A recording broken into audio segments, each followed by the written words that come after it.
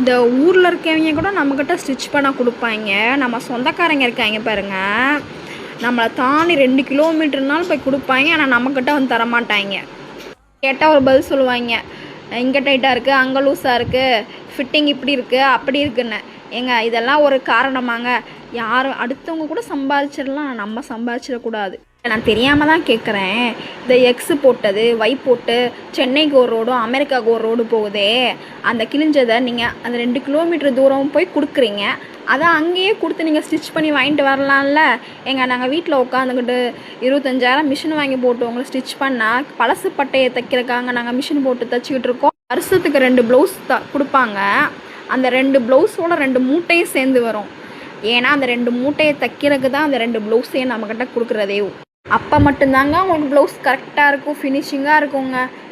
ஏன்னா அந்த 2 மூட்டையை நம்ம ஸ்டிச் பண்ணி தரோம்.